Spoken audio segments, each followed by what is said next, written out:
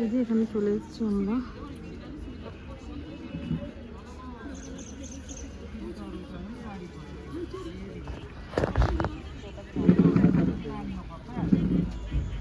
যে চলে এসছি এখন বড় মাছে হাত দিবি না বাবান। চিরঞ্জীব এসছে বা চিরঞ্জীবও বলছে না আমি মোমো খাবো, ও তো ফ্রাইড খায় না।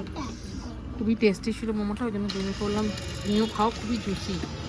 আর ছেলে আমার খেতে পারলো না, মানে একটু গরম লাগছিল বলে ও চাউমিন খেলো, চাউমিনটাও খুব ভালো ছিল।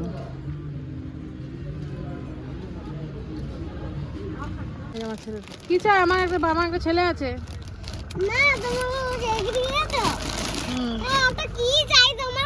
আমার কিছু চাই না, আমার ছেলে খুব দুষ্টু, তো বড় খেলনা কিনেছে, আর কিছু কিনবো না ওর জন্য। হ্যাঁ তুই দেখাবে, দেখাও তো। পিঙ্ক আর হোয়াইটে দেওয়া হয়েছিল। ঠিকই দেখিছো তো তুমি, বাহ। তুমি এখানে দোকানদারি করো, আমরা যাই বাড়ি। হ্যাঁ এই যে মেলের অবস্থা দেখুন, কলকাতার গড়িয়াহাট থেকেও মনে হয় মেলে বেশি লোক আছে।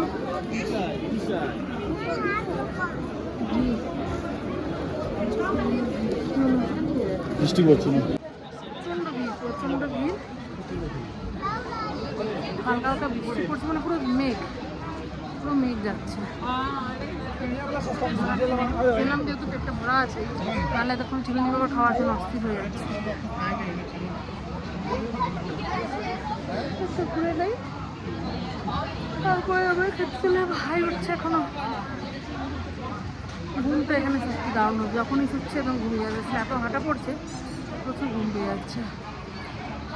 চলে এসছে দোকানের অমলেট, রুটি প্লেন, আমার হচ্ছে বাটার তন্দুরি রুটি, আর এটা হচ্ছে বোনলেস চিলি চিকেন। রেডি যাওয়ার জন্য, যাবি না? আমার ছেলে যাবে না বলছে। তো আমরা এই যে ব্রেকফাস্ট, এটা কমপ্লিমেন্টারি, তো ভালোই হয়েছে। পুরি সবজি আমার খুব ভালো লাগে যেতে, সবজি খেতে চলে এসেছি। খেয়ে নিয়ে ছেলে দেখি কী খাবে, কী করবে, ও তো ডিম খাচ্ছে না, পেটে ওর ব্যথা। তো আমরা প্যাকিং তো করে এসেছি, আজকে 11টার মধ্যে এখান থেকে চেক আউট করে বেরিয়ে যাবো। চলো খেয়ে নিই আজকে বেরিয়ে পড়বো। আমরা সাইড সিন করলাম না, আগেই বলেছিলাম, ওই জন্য সাইড সিন দেখাতে পারলাম না, কারণ আগে দেখা আছে, ছেলেরও দেখা রয়েছে, ওই জন্য আর সাইড সিন এবার করে দিই। আবার ছেলে বড় হোক, পরে আবার আসবো, তখন করবো। চলো ব্রেকফাস্ট তাড়াতাড়ি করে।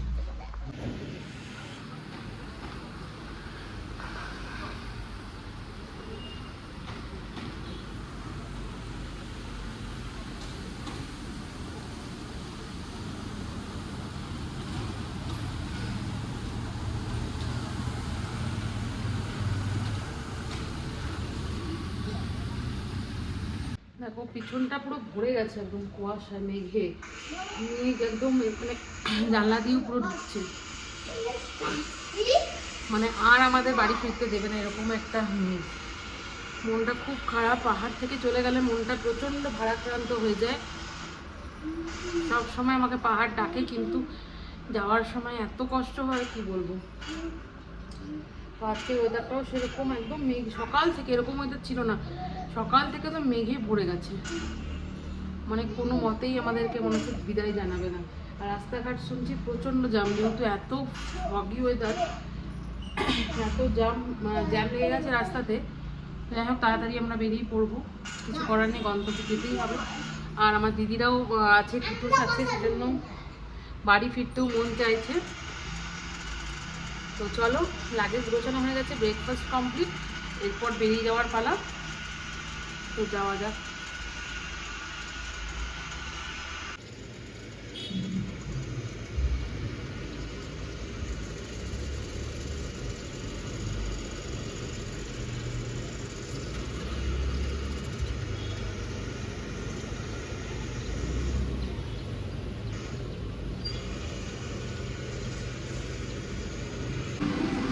আমরা পাহাড় থেকে নেমে গেছি, নেমে নিয়ে আমরা চলে এসেছি পিজা খেতে। সেটা অনেকদিন ধরে বলছি পিজা, আমারও মনটা ভালো লাগছে না, কারণ শুধু ভাত আর রুটি চিরঞ্জীবের জন্য খাওয়া হয়েছে আমাদের। পাহাড় এলে এসব বেশি ভালো লাগে। বলছে রমেশ তো আমাদের ওখানেও আছে, একটু পাহাড়ি খাবার খাও। এই যে আমাদের পিজা চলে এসেছি, ছেলেরা আমার চিজ পিজা। তাড়াতাড়ি করে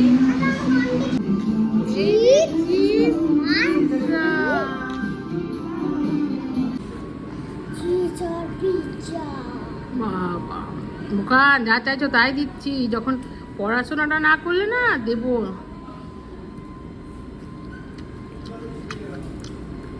করবে তো পড়াশোনা?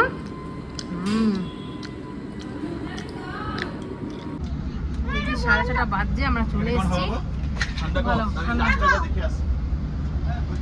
তো আসার সময় আমরা একদম লাস্টে পেয়েছিলাম, একদমই হাওয়া ছিল না। রিপোর্ট করবো, শ্যামলিতে ছিল, চিরঞ্জীব এখন দেখতে গেল যে লাস্টে এটাতে হাওয়া আছে কিনা। এটা গ্রিন লাইন করেছি, মানে আমাদের ওখানে ভলভোগুলোর মধ্যে এটা সব থেকে ভালো। বাবা কেমন ঠান্ডা লাগছে এখন? আসার সময় পরিষ্কার হয়ে গেছিলাম আমি, ছেলে চিরঞ্জীব তো ঘেমে নিয়ে একসার হয়েছিল। এখন ছেলেও খুব খুশি। তো চলো যাওয়া যাক বাড়ির উদ্দেশ্যে। তো এখানেই ব্লগটাকে শেষ করছি, কাল থেকে আবার কাজ শুরু। Tata bye bye. সামার ভ্যাকেশনটা এখানেই স্টার্ট হলো, শেষ হলো। হ্যাঁ ওখানে হাওয়া আছে, লাস্টে হাওয়া হবে। মাস কমপ্লেন্ট তাহলে কমপ্লেন করতে হবে।